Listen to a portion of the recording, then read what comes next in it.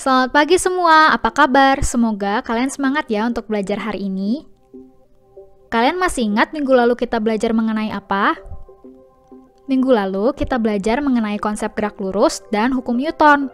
Jangan lupa ya. Ayo kita mulai pembelajaran hari ini.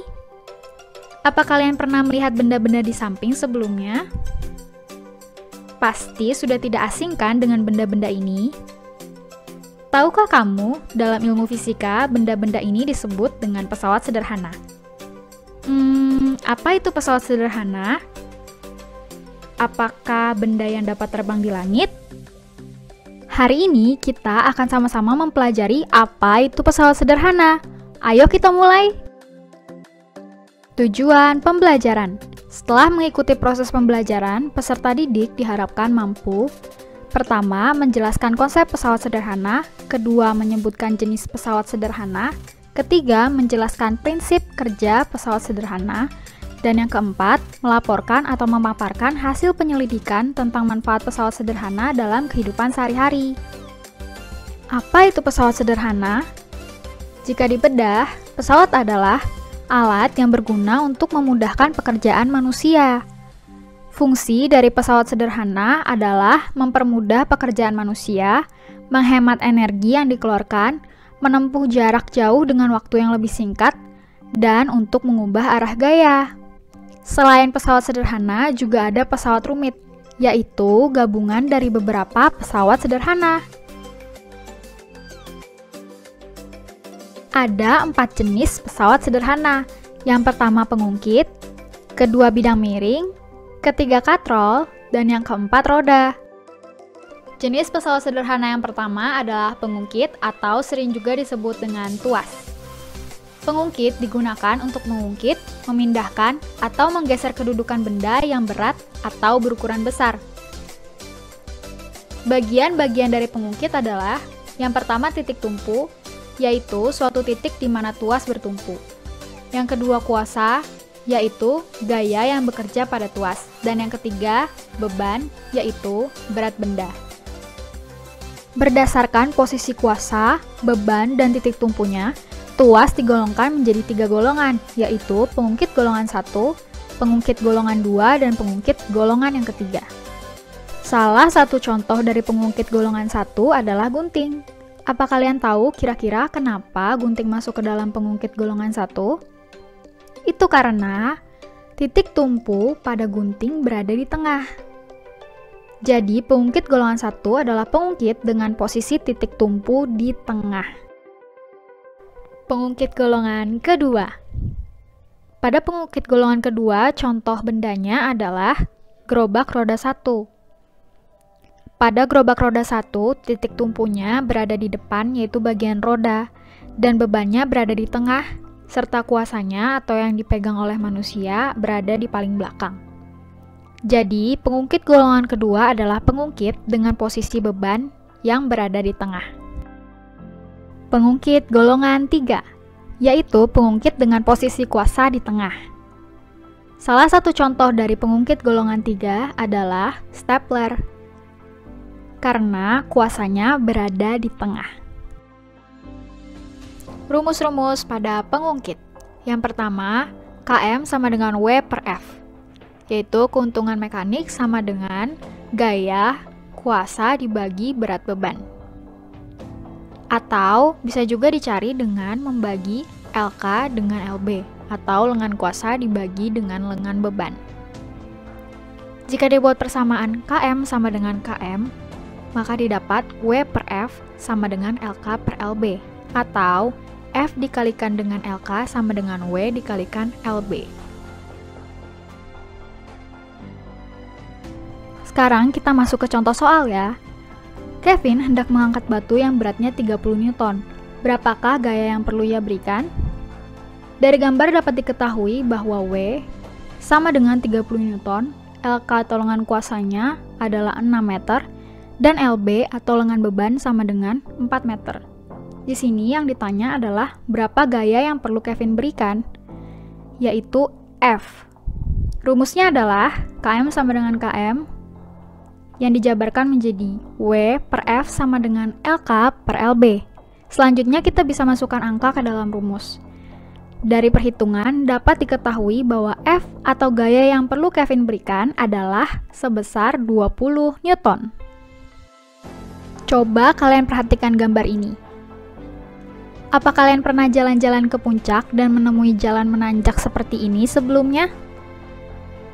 Tahukah kamu kalau jalan menanjak termasuk ke dalam salah satu jenis pesawat sederhana, yaitu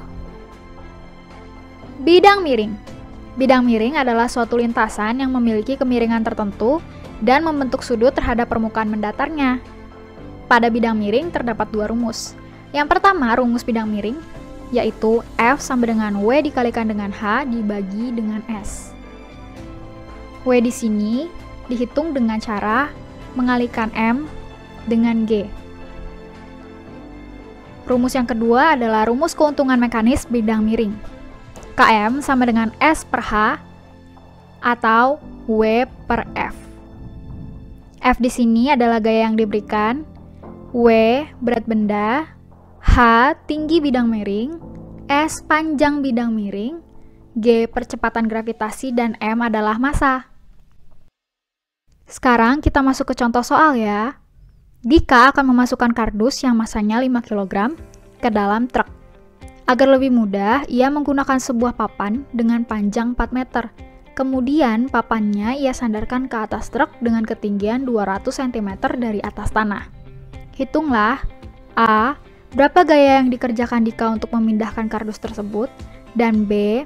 Berapa keuntungan mekanis bidang miring tersebut. Dari soal dapat diketahui S sama dengan 4 meter, M sama dengan 5 kg, dan H sama dengan 200 cm. Karena satuan yang dapat digunakan dalam H adalah meter, maka H harus dikonversi dulu dari cm ke meter, yaitu dengan membaginya dengan 100. Jadi hanya sama dengan 2 meter. Dan W dicari dengan mengalihkan massa dengan gravitasi yang bekerja, yaitu dengan cara 5 dikalikan dengan 10. Jadi W sama dengan 50 Newton. Yang ditanya A gaya yang diberikan, atau F. F sama dengan W dikalikan H dibagikan dengan S.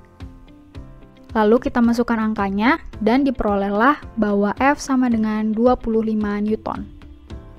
Yang B, keuntungan mekanisnya berapa ya? Cara mencarinya adalah dengan cara membagi S dengan H. 4 dibagi 2 sama dengan 2. Baji. Baji adalah alat-alat yang menggunakan prinsip bidang miring. Contoh dari baji yang pertama pisau, kemudian sekrup, dan paku ulir. Apa ya bedanya baji dengan bidang miring? Pada bidang miring, yang bergerak adalah bendanya, sementara pada baji, bidang miringnya yang bergerak atau digerakkan. Jenis pesawat sederhana yang ketiga adalah katrol. Katrol adalah pesawat sederhana yang berbentuk roda dan bergerak berputar pada porosnya, dan biasanya digunakan untuk menarik atau mengangkat benda yang berukuran berat. Katrol dibagi menjadi 3 jenis. Yang pertama katrol tetap, kedua katrol bebas, dan yang ketiga katrol terikat. Katrol tetap adalah katrol yang porosnya dipasang di suatu tempat yang tetap, sehingga katrol tidak dapat berpindah tempat saat digunakan. Pada katrol tetap terdapat rumus, yaitu FK sama dengan FB, atau gaya kuasa sama dengan gaya beban, yang dapat dituliskan juga dengan F sama dengan W. Jadi, gaya kuasa sama dengan berat beban yang diangkat oleh katrol. Karena berat beban dan gaya kuasanya sama, maka keuntungan mekanisnya sama dengan 1. Contoh soal.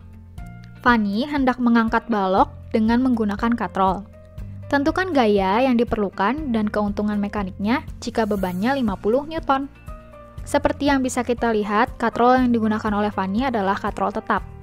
Sehingga dapat kita hitung dengan kita mencari diketahuinya, yaitu W sama dengan 50 Newton. Dan yang ditanya adalah berapa besar F dan Km-nya. Cara menjawabnya adalah F sama dengan W Jadi nilai F sama dengan W yaitu 50 Newton. Sementara mencari keuntungan mekanisnya dengan membagi W dengan F, yaitu 50 dibagi 50 sama dengan 1. Ini membuktikan bahwa keuntungan mekanis pada katrol tetap sama dengan 1. Jenis katrol yang kedua adalah katrol bebas. Katrol bebas adalah katrol yang porosnya tidak dipasang di suatu tempat yang tetap, sehingga katrol dapat berpindah tempat atau bergerak bebas saat digunakan. Jadi, yang diikatkan hanya salah satu ujung dari talinya saja. Pada katrol bebas, rumusnya adalah nilai FK sama dengan setengah dari FB. Atau bisa dituliskan juga dengan W sama dengan 2F. Untuk mencari keuntungan mekaniknya, dengan membagi W dengan F. Atau bisa juga membagi LK dengan LB. Nilai keuntungan mekanik pada katrol bebas adalah 2. Contoh soal katrol bebas. Rio mengangkat sebuah batu menggunakan katrol bergerak atau katrol bebas. Jika gaya yang Rio gunakan sebesar 150 Newton, berapakah berat beban yang dapat diangkat oleh Rio? Di sini diketahui bahwa nilai F sama dengan 150 Newton. Dan seperti yang sudah kita pelajari, keuntungan mekanis katrol bebas sama dengan 2. Dan pada soal ditanya W atau berat beban yang diangkat oleh Rio. Jawabannya adalah Km sama dengan W dibagi F. Jadi bisa juga dihitung bahwa W sama dengan Km dikalikan dengan F. W sama dengan 2 dikali 150, jadi nilai W sama dengan 300 Newton. Jenis katrol yang terakhir adalah katrol majemuk. Katrol majemuk merupakan gabungan dari katrol tetap dan katrol bebas. Katrol paling atas adalah katrol tetap dan katrol di bawahnya adalah katrol bebas. Keduanya dihubungkan dengan tali. Pada katrol majemuk rumusnya adalah W sama dengan jumlah tali yang menopang beban dikalikan dengan F. Dan keuntungan mekanisnya sama dengan W dibagi F, yaitu jumlah tali yang menopang beban. Contoh soal katrol majemuk. Bisa kita lihat pada gambar di soal, jumlah katrol yang digunakan sebanyak 4 buah katrol. Dan yang ditanyakan adalah, berapa besar beban yang ditarik oleh katrol majemuk di samping? Diketahui, besar F atau gaya yang diberikan adalah 12 Newton. Dan pada katrol majemuk, besar keuntungan mekanis sama dengan jumlah tali yang menopang beban. Pada katrol ini, jumlah tali yang digunakan ada 1, 2, 3, dan 4. Jadi jumlah tali yang menopang beban ada 4 dan keuntungan mekanisnya 4. Yang ditanya adalah W atau berat beban yang ditarik oleh katrol. Maka kita bisa menjawab dengan Km sama dengan W per F. Jadi W sama dengan Km dikalikan F. W sama dengan 4 dikali 12 yaitu 48 Newton. Dan jenis pesawat sederhana yang terakhir adalah roda berporos. Roda berporos merupakan roda yang dihubungkan dengan sebuah poros yang dapat berputar bersama-sama. Kegunaannya adalah untuk menggeser benda agar lebih ringan dan memperkecil gaya gesek. Contoh dari roda berporos adalah setir kapal. Nah, ayo kita sama-sama review apa saja sih yang sudah kita pelajari hari ini. Hari ini kita belajar mengenai pesawat sederhana.